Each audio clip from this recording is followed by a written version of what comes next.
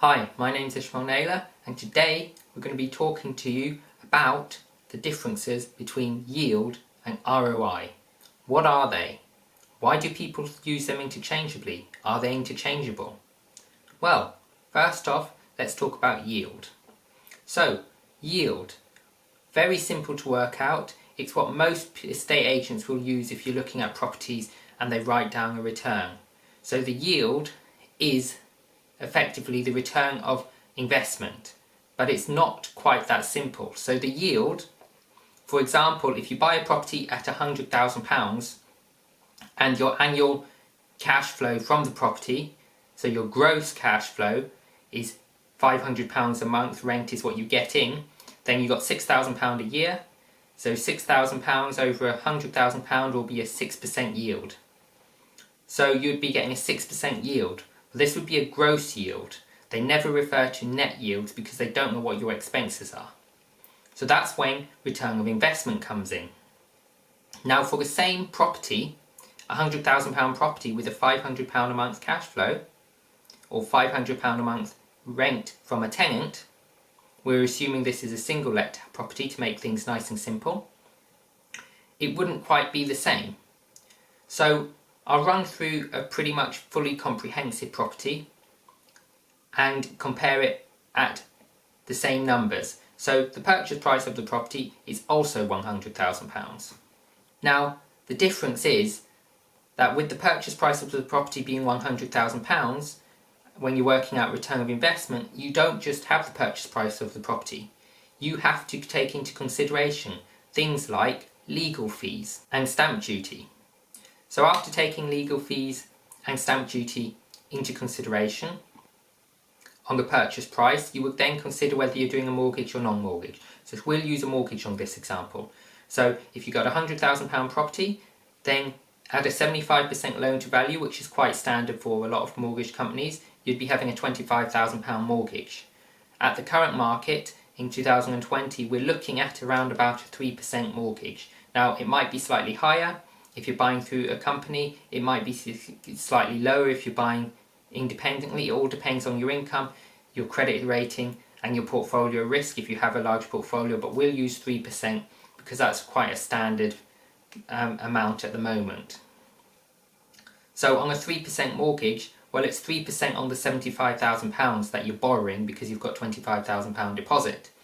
So your mortgage would be £2,250 a year, or around about £188 a month, which would be taking off your cash flow of the £500 a month in our other example, so we're using the same income from tenants. On top of this, you would also have to take into consideration things like management, if you have a management company, things like maintenance.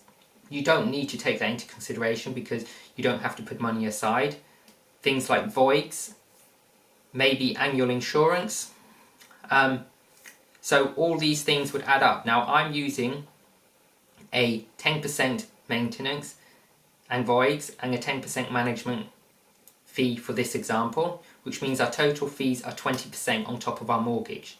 So we'd have another £100 come off the £500, which means that our cash flow would be around about £200 or £195.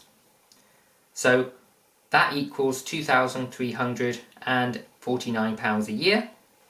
So at £2,349 a year, which is now our new cash flow, with our total investment being around about £29,000, because we've got the £25,000 plus our legal fees, which were and stamp duty, which are around about £4,000, we would be looking at a return of investment of 8.1%.